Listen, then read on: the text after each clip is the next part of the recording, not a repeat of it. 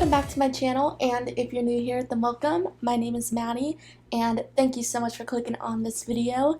And today I will be discussing further my thoughts on Season 2, Episode 9 of Fruits Basket. This episode was such a pivotal episode, has so much to uncover about it, to the point where I wanted to just take a whole video and use this for Friday to just further discuss my thoughts on the episode and my analysis on it if anyone is interested in hearing it. So that's what we're going to do for this week. And I'm really looking forward to discussing it because my favorite character is in this episode, which is Kyo, and I always have a lot of things to say about him. And this episode is probably the turning point for his character, which is why this episode is so important for him, and there's just some things I wanted to touch on upon that. Before we actually get into the video though, I did want to speak about what is happening in our country, in the US right now. As a lot of you know, there has been a lot of racial discrimination and injustice going on recently. During this time, I want to use whatever platform I have to support the Black community and to direct you guys to information where you can help out during this time. I will be leaving links to all the places where you can donate and petitions to sign that will hopefully help to put a stop to police brutality and to stop injustices towards people of color. So please check those out if you have not checked them out yet anywhere else, because this is an important issue that we really need to take notice of. And with that all said, let's just get right into the video. So I do have this kind of split up into sections, so we'll get to my actual thoughts on Kyo and what he's all going through. That's going to be the meat of this video. But one thing I wanted to touch upon is how this episode is the, well, I wouldn't say it's like the first, but it's the first episode to prominently reveal that the curse is actually a curse. And yeah, we've always known it's a curse. But I think the thing about this show is when you first go into it, not knowing anything about it, you think it's gonna be pretty light. And even though it has a curse, you can kind of assume that the curse is going to be used for comedic effect, because that's the route that an anime would usually take most of the time.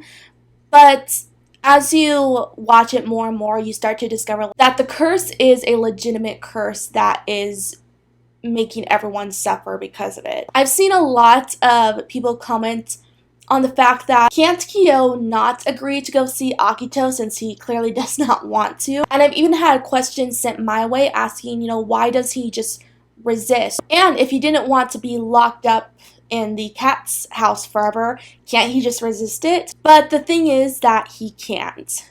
And I think I went over this a little bit in my Tumblr Ass video, so I've kind of touched on this already, but it does have to do with this episode in particular. None of these Somas can resist Akito, and that's because of the curse. And I can't say why yet because I do want to keep this video spoiler free, but you will find out why in the next episode. So in a few days, you will find out why no one can defy him. So it's so soon. I just can't talk about it yet, but it's so soon. So this episode really does touch on the fact that the curse is an actual curse. And I feel like this becomes really evident in the way that Yuki says after Kyo nearly starts a fight with him and then doesn't and just like storms off. He says, we need to realize what our place is, which means what our place in the zodiac is, him being the rat and Kyo being the cat. They need to realize their designated places in the curse and realize that they can't beat each other. That's what he was saying. And then later on, Akito is commenting so much on the fact that no matter what Kyo does, he's never going to be able to beat Yuki because that is what was set in stone. The cat cannot beat the rat. That's just how it is. So a lot of this episode was just revealing that the curse is more than the zodiac members changing into animals. Their spirits set in stone from them from the start that they have to be a certain way in regards to their animal spirit and what comes along with it. So Kyo is always going to be the outsider of the family. He's never going to be able to beat Yuki, and he's going to be locked up forever because that's what comes along with the cat spirit. And Yuki is always going to be the one closest to Akito, and so he's always going to be tormented because of that. And that has been their place from the start, which is a curse in and of itself. Take out the animal aspect, the real curse is actually them pretty much having no freedom. Either one is going to be locked away and one is going to be by Akito's side forever, whether he likes it or not. And this goes for all the Zodiac members. I'm just touching on Yuki and Kyo specifically for examples. It's an even worse curse than changing into animals, I feel like. Like, the animal stuff is kind of fun, albeit it's kind of annoying for them probably, but the real curse is just them having no freedom. And I like how this episode really reveals that. Like, that's been slowly revealed, as I've mentioned, but it was really brought to light in this episode and just the little comments that the characters made. So now, talking about the part in this episode that made me the most pissed off is the meeting between Akito and Kyo. Because like I've said, I have never hated Akito more than during this whole scene. The one part during this whole meeting that always made me so mad, and this was the case in the manga too when I read it, is the fact that Akito uses Kyo's mom to get at him. He uses his mom's death as a way to break him down, which is so freaking evil, and we all know that Akito is just pure evil, but this is like a new low. A person's parents' death, definitely in the case where they killed themselves to mentally destroy someone. It is so despicable. I absolutely hate that Akito uses that to say it's all of his fault and he should die because of it, because we already know that Kyo has been feeling this way for a long time about his mom's death. So to bring that up, that's only going to tear him down even more, which is Akito's whole goal. But it is so disgusting and makes me so mad. That moment right there is the moment where I hate Akito the absolute most. Like, he has done so many horrible things, but that exact moment where he uses Kyo's mom's death against him pisses me off every single time. So that's why I was getting so worked up during my reaction. And another thing Akito does that I also clearly hated while watching this episode, because another part I was getting really worked up at, is when he says to Kyo that he loves him, but clearly he doesn't, and Kyo can see right through that. And Kyo has been through being loved for the wrong reasons before, as we've seen with his mom. She loved him, but she didn't love him in the right way, so he can see right through that, I am sure. So he picked up right away, like, yeah, right. No, you don't. I think I remember one thing he said was like, "Are you mocking me?" And that was the indication that he was not buying that bullshit. And what's really interesting is that whenever Akito says that he loves the Zodiac, it always comes off as so disingenuous, and it feels like the way he says it in a way that comes off as malicious intentionally. Akito has just this very askewed vision on love, this really weird perspective on it that is totally the opposite of what love is. And I think that's such good foreshadowing on his backstory altogether, which we will find out, I think, in season 3. The way they're setting up Akito and his really inaccurate perspective on love is really setting up for how his backstory is going to be, and they're doing a good job at that. So now we're getting to my favorite parts of this episode, which is obviously Kyo. This is one of the episodes where Kyo is the most emotional, I feel like. I think along with that is the true form arc, because he was so filled with emotions throughout that whole arc, but he was just as emotional in this episode. One of the things I love about him most is how he wears his emotions on his sleeve. He's not afraid to really show his feelings and show his vulnerability. And so during his meeting with Akito, he just breaks down, understandably, because Akito was just bringing back past traumas that he's been through, and so of course he's going to have a meltdown, which was so heartbreaking to see. But I like the fact that he lets out all this emotion and does not keep it in. He's never been that type of person who keeps all his feelings inside. Like, he will let it out at any time, which is a pretty healthy thing to do. I don't think it's ever good to keep those stuff bottled in. And compare that to Yuki. Yuki actually keeps a lot of his emotions bottled in and rarely ever shows it. And it's a huge contrast to how Kyo is, someone who lets his emotions out there for the world to see. So I love the contrast between them in that way. I actually have seen a few opinions, I like one or two, where people would say that Kyo was too emotional during this episode, which I'm like, I don't really get, because I am so for him showing all of his emotions, because that's one of the things I like best about him. So I don't really understand that opinion. I think it's so great that he was so emotional during this one. I don't think it makes him seem weak at all. I think he tries his best to be so strong, but there's always going to be those moments, no matter how strong you are, where you are going to break down. That's just comes along with being human, and we're going to have those meltdowns every once in a while, and Kyo was totally in the right to have one at that point, because like I said, Akito was bringing up so much stuff to where he couldn't take it anymore and had a breakdown, which is totally fine. And now we're going to go into a little bit of Kyo and Tohru, which I am so excited to talk about, because so much was revealed in their relationship during this episode, so I've been really excited to discuss it. So as we all know, this is the episode where Kyo discovers his true feelings for Tohru, and that he is in love with her. The way Kyo feels for Tohru just kills me. She has all this time been that one person besides Kazuma who has fully accepted him no matter what. And during this scene, we have Akito beating into Kyo that he is so unlovable, that no one would be ever to accept his true form. And the fact that Tohru did that, no, that doesn't mean that's a good thing. It means that she's a monster.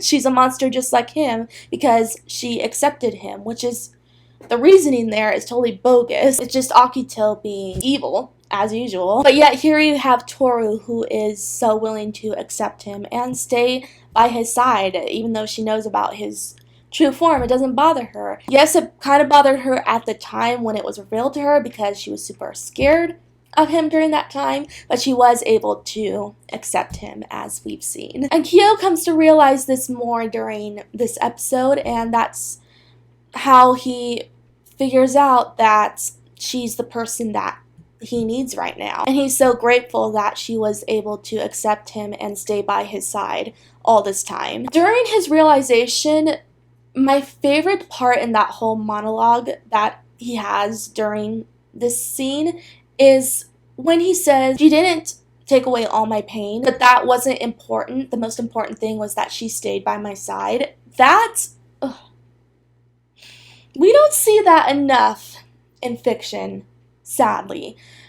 I think the formula for a lot of, especially romances, is that one person comes into the other person's life. The one person has been through something traumatic, and so the love interest of that person is there to take away their pain and fix it, which is really unrealistic. That usually does not happen in real life. We usually can't fix someone that easily or even ever.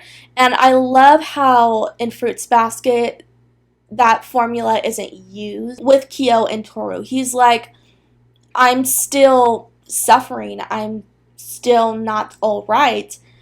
She didn't take away all that pain, but yet she stayed by my side, and that's all that matters. Because supporting our loved one or someone we're in love with is more realistic. Yes, that person is still going to have trauma and they're still not going to be all right, but the most important thing is that we stay by their side and support them and help them get through it but don't feel like we're trying to fix them. And Fruits Basket is so ahead of its time for introducing that aspect, because the love interest trying to fix the one that they are into has been around for so long, and it's a trope that I really don't like. So I really appreciate that it was not in Fruits Basket. And that's what makes Kyo and Tohru's relationship so refreshing and unique, and it's something we don't see often, that we really need to see more of. After this realization that Kyo has, he starts to admit to Akito, no, I don't love her. Which, after seeing some thoughts from other manga readers and newbies, just everyone in the fandom in general, a lot of them were kind of disappointed that Kyo took a whole 180 and was like, oh no, I don't love her. I really think the only reason he said that was to let Akito know, no, I don't love her, in order to protect her, because we know how Akito can get when he finds out one of the Zodiac is in love with another person, because we've seen it with Hattori and Kana. In the fact that he hurt Hattori because he was seeing Kana, and in turn that destroyed Kana. So Akito gets violent when he finds out that the Zodiac are either in love with each other or in love with someone else. He does not like that. So of course Kyo's going to be like, no, I don't love her, because he knows how Akito gets when one of the Zodiac is in love with someone other than Akito. So he's going to say that. But it's clear that he does actually love her, for sure. The only thing that he does say during this that makes it kind of sad is how he's like, I'll never fall in love. I think to an extent that's something that he does think. I think what he means by that is he's never going to be deserving of love, because we also know that he's someone who doesn't think he deserves love at all. So I think that's also why he said that, which is so sad, because he is so deserving of love. He's just been pushed to think that he isn't for so long, that at some point he began to believe it, and it's just so untrue. Sometimes I just wish I could enter the world of Fruits Basket and just tell Kyo, you know what? I love you so much. You deserve to be loved. Like, stop thinking this way. These Soma adults don't know what they're saying. It makes me so mad. Like, I just want him to know that he is so deserving of love. Look at me. Like, this is a fictional character.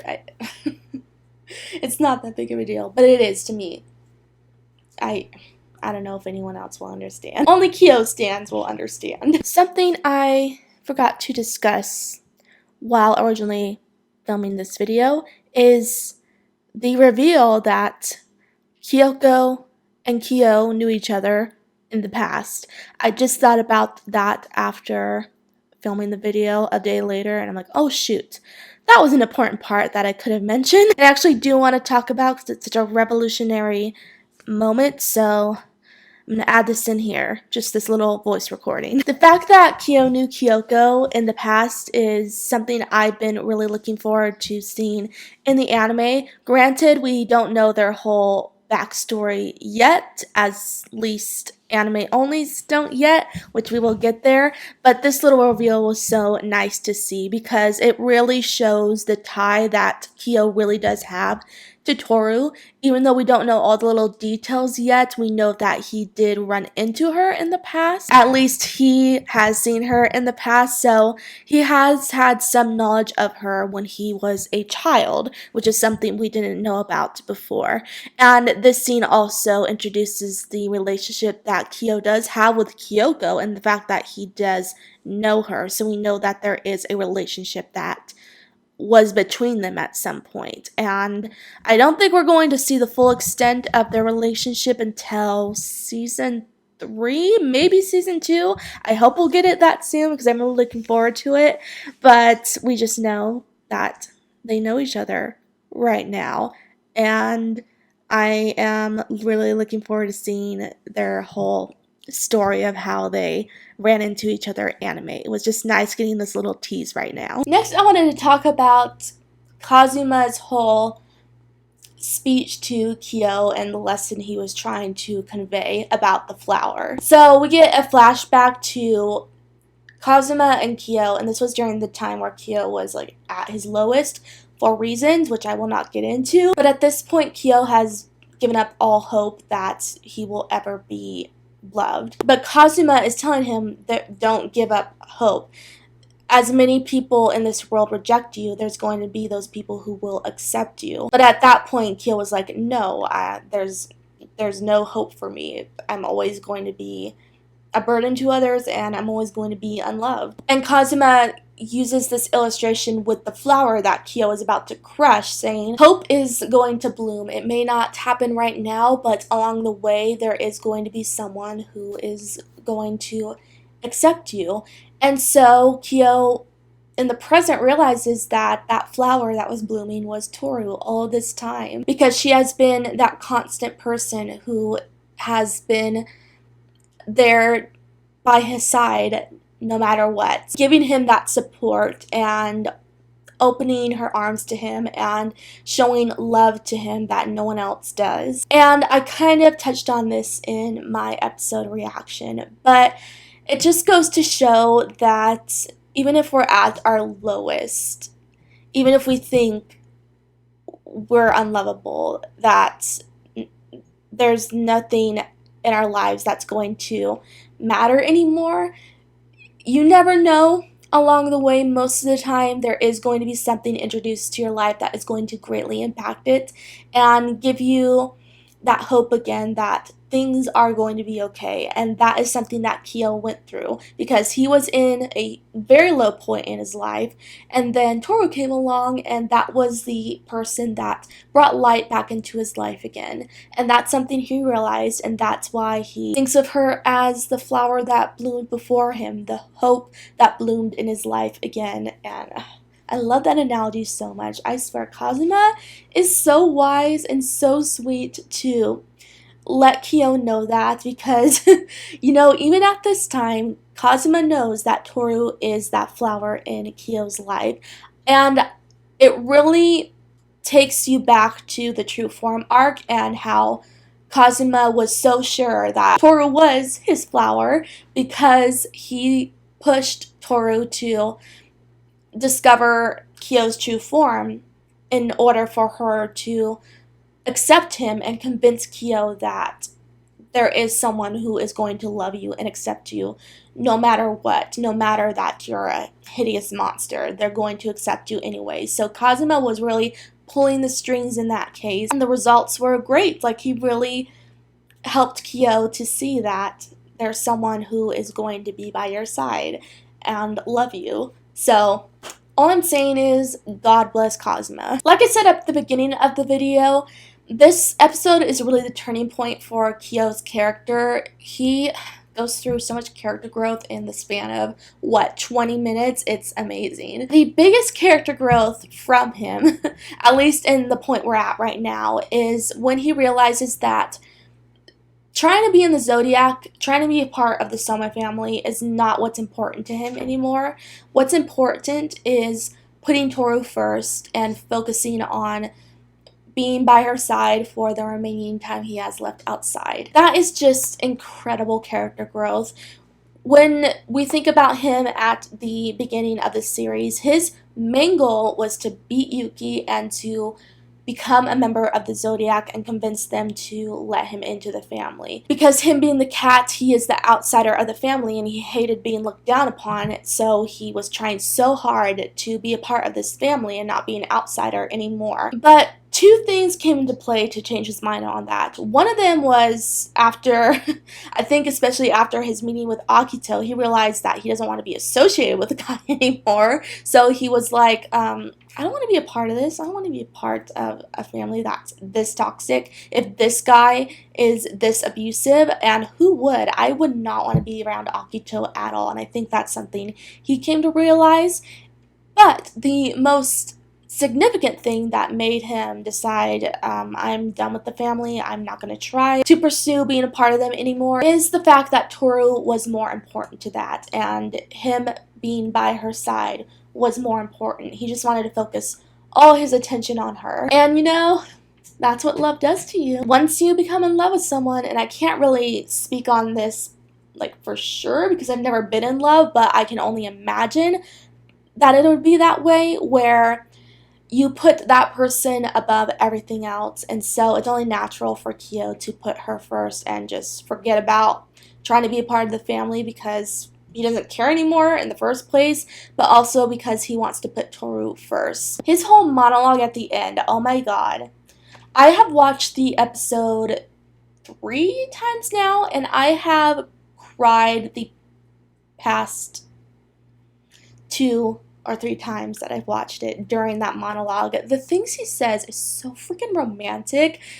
It's funny because initially I wouldn't imagine Kyo to be that romantic, especially in the beginning because he just seems so angry all the time, but deep down he is just so freaking sweet, and oh my gosh, like it makes me want to cry. He's so romantic and I love it so much. It's like I wish Tohru could hear what he's saying, but it's all in his head, so she can't. But the fact that he's just like, I love you, I don't want to trample over you anymore. I hoped we could be together in the future, but I know my fate and I know I'm going to be locked up forever. So I won't hope for that anymore, that we could be together permanently, but at least stay by my side for the time I have left on the outside. It's just so freaking sweet, and it's so bittersweet at that, because Kyo knows it's a for sure thing that he's going to be locked up forever. So at some point him and Tohru are going to have to separate, and that's heartbreaking. But he's okay right now with just being by her side and just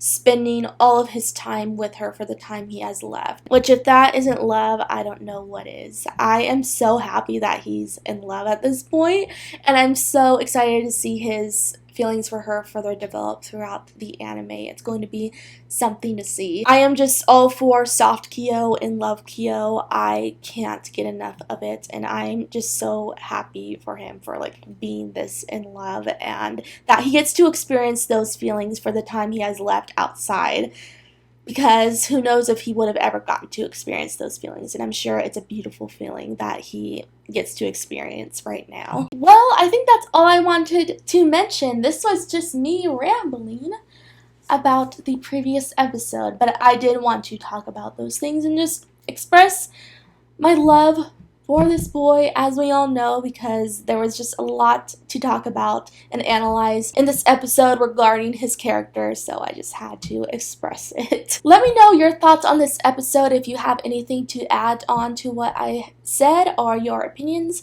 on the episode. I would really love to know, so leave those in the comments. I will be back with another Fruba Friday next Friday. I think next Friday I'm going to do a Fruits Basket merch haul because I've acquired quite a few Fruits Basket items recently. So if my haul is complete by next Friday, then that'll probably be the next video. But we shall see, because my plans for Fruba Friday is always changing, but as of right now, that's the plan. I hope you enjoyed the video, and if you did, be sure to like, comment, and subscribe for more anime related videos and anime reactions, and also be sure to click that bell icon beside the subscribe button if you want to be notified for whenever I post a new video, and I will see you in my next one. Bye!